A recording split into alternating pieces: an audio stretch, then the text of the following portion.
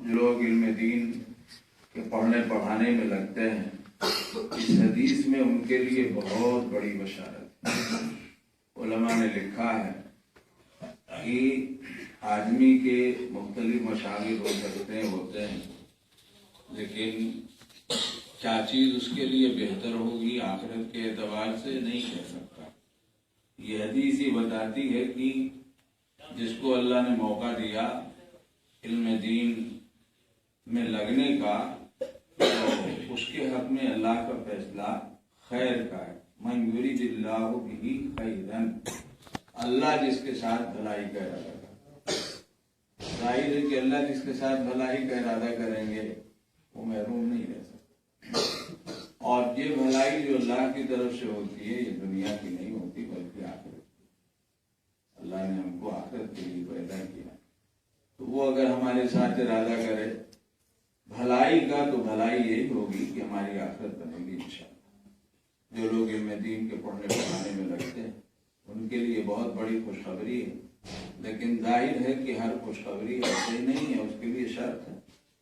شرط یہ ہے کہ اخلاص ہو، شرط یہ ہو کہ اللہ کے لیے نماز روزہ جیسے اعمال اگر آدمی اللہ کے لیے نہیں کرے گا دنیا کے لیے کرے گا تو ایسی نماز روزہ اللہ کا مقبول نہیں، جس میں غیر اللہ مقصود ہو۔ تو سب سے پہلی شرط ہے اللہ کے لیے پڑھایا جائے۔ علم دین وہ عبادت ہے جو اللہ کے لیے ہو، اور جو پڑھنا پڑھانا قرآن کا حدیث کا دنیا کے لیے ہو تو وہ پھر آخرت بنانے والا نہیں ہے۔ آج دنیا میں قرآن حدیث کا علم بہت سے ایسے اداروں میں پڑھایا جا رہا ہے جو دنیاوی ادارے سمجھے جاتے ہیں، یونیورسٹیوں میں پڑھایا جا رہا ہے، لیکن وہاں جو قرآن حدیث پڑھایا جا رہا ہے تو نیت نہ دین کی ہے، نہ عبادت کی ہے، نہ آخرت کی ہے۔ جیسے دوسرے تمام علوم پڑھاتے ہیں ویسے ہی پڑھاتے ہیں، دنیا کے لیے پڑھاتے ہیں۔ اس کا نتیجہ یہ ہے کہ وہاں غیر مسلم پڑھتے بھی ہیں، غیر مسلم پڑھاتے بھی ہیں، دونوں ہیں، دونوں پڑھتے ہیں۔ ظاہر بات ہے کہ بھائی پڑھنا پڑھانا قرآن حدیث کا عبادت ہے، مسلمانوں کی عبادت ہے، ان لوگوں کے لیے جو اس نیت سے پڑھیں کہ اس سے ہم کو رہنمائی ملے، ہماری آخرت بہتر ہو۔ اور وہاں یونیورسٹیوں میں جو پڑھنے والے ہیں یورپ میں، امریکہ میں، برطانیہ میں اور دنیا کے بہت سے ملکوں میں، تو وہ سب کے سب قرآن حدیث کو ایسے ہی پڑھتے ہیں جیسے سائنس پڑھتے ہیں، جیسے جغرافیہ پڑھتے ہیں، جیسے ڈاکٹری پڑھتے ہیں، جیسے فلاں چیز پڑھتے ہیں۔ وہ اللہ کے لیے پڑھتے ہی نہیں۔ تو ہم مدرسے والے، ہم تو بہرحال نسبت لگی ہوئی ہے، اللہ کے لیے پڑھتے ہیں، دین کے لیے پڑھتے ہیں، اس پر عمل کرنے لگے، تو یہ نیت ہماری ہونی چاہیے۔ جب یہ نیت ہوگی تب یہ ہمارا پڑھنا پڑھانا ہمارے لیے خیر و برکت ہوگا، اور ورنہ ظاہر بات ہے کہ سب بیکار ہو جائے گا۔ کہنے والوں نے تو کہا بھی ہے کہ بھئی عالم تو وہی ہے جو اللہ کے لیے پڑھے، اور عالم وہی ہے جو عمل کرنے کے لیے پڑھے اور جو عمل کرتا ہو۔ امام بخاری رحمۃ اللہ علیہ نے انہ لذو علم لما علمناہ کی تفسیر میں عامل کا لفظ ذکر کیا۔ ہمارے یہاں عالم اس کو نہیں کہتے ہیں جو دین کی معلومات رکھتا ہے، عالم اس کو کہتے ہیں جس کا عمل اس کے پاس جو دین کی معلومات ہے ان کے مطابق، اور اگر ایسا نہیں ہے تو جاہل ہے۔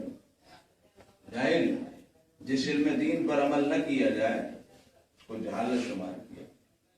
ان من العلم جہلا، اس کے مصداق میں ایک شکل یہ بھی ذکر کی گئی ہے کہ آدمی کے پاس علم دین تو ہے لیکن علم دین کا جو حق ہے وہ پورے نہیں کرتا تو وہ جاہل برابر ہے۔ اس لیے یہ بشارت ظاہر بات ہے کہ یہ مشروط ہے، جیسے کلمہ طیبہ وغیرہ کے پڑھنے کے ساتھ بشارتیں آئی ہیں وقت میں، لیکن ہم جانتے ہیں کہ اس کا یہ مطلب نہیں ہے کہ کلمہ پڑھ لیا مسلمان ہو گئے گھومتے رہو جو جی چاہے کرو، اب تو تمہیں جنت میں جانا ہی جانا ہے، آگے کچھ نہیں ہونا ہے۔ تو آخر اس کے ساتھ نماز روزے وغیرہ کی شرط لگی کہ نہیں لگی؟ اسی طرح اللہ کے لیے پڑھیے، اللہ کا ارادہ کیجیے، آخرت کا ارادہ کیجیے، دین کا ارادہ کیجیے، دین کی خدمت کا ارادہ کیجیے، دنیا دور تک مت سوچیے، دور تک مت سوچیے. ہمارے مدرسوں میں جو کچھ پڑھایا جاتا ہے اس میں دنیا کی نیت نہیں ہوتی. دنیا کے لیے ہے ہی نہیں مدرسے. یہ مدرسے تو دین کے لیے ہوتے ہیں. جس کو دین سیکھنا وہ آئے اور پڑھے. یہ سب نیتیں کر کے پڑھی تو اللہ کی ذات سے امید ہی ہے کہ اس حدیث کے مصداق میں انشاءاللہ داخل ہوں گے اور پھر لامحالہ آخرت میں بھی ہم فائدہ اٹھائیں گے اس نسبت سے اور دنیا میں بھی اس نسبت سے فائدہ اٹھائیں گے. جو لوگ اللہ کے دین کی خدمت کرتے ہیں, اللہ کے سپاہی بن کر رہتے ہیں اخلاص کے ساتھ, اللہ تعالیٰ دنیا میں ان کو بڑی عزت عطا فرماتے ہیں, جس کو ہم اور آپ اپنی نگاہوں سے دیکھتے بھی. بہت سے لوگ مدرسوں کے پڑھے لکھے ہیں, بعض مرتبہ پیسہ بھی ان کے پاس ہو سکتا ہے, لیکن ان کی وہ عزت نہیں ہوتی جو لوگ مدرسے میں لگے ہوتے ہیں, مدرسے کی خدمت کرتے ہیں, کسی مسجد کے امام ہیں, اخلاص کے ساتھ کام کر رہے ہیں, کسی مدرسے کے معلم ہیں. ان کی عزت و توقیر ان لوگوں سے کہیں زیادہ ہوتی ہے جن کے پاس روپیہ پیسہ ہوتا ہے. اللہ تعالیٰ آپ کو ہم سب کو حسن عمل کی توفیق عطا فرمائے. اللہم انت السلام و منک السلام یا ذا الجلال والاکرام. اللہم صل علی سیدنا محمد. ہم سب کو اپنی طاعت و مرضیات و منظور. اے اللہ ان اداروں کی حفاظت فرمائے, ان کی حفاظت فرمائے, ان کی خدمات کو قبول فرما, ان میں پڑھنے پڑھانے والوں کو قبول فرما, ان اداروں کی خدمت کرنے والے, ان کے محبت کرنے والے, اے اللہ ان سب کو قبول فرما. اے اللہ اس ملک کے مسلمانوں کی خصوصیت سے ساری دنیا کے مسلمانوں کو عمومی طور پر حفاظت فرما, ان کے دین و ایمان سبھی چیزوں کی حفاظت فرما, تمام شرور و فتن سے سب کو محفوظ فرما. ربنا تقبل منا انك انت السميع العليم وتب علينا انك انت التواب الرحيم. وصلى الله تعالى على خير خلقه محمد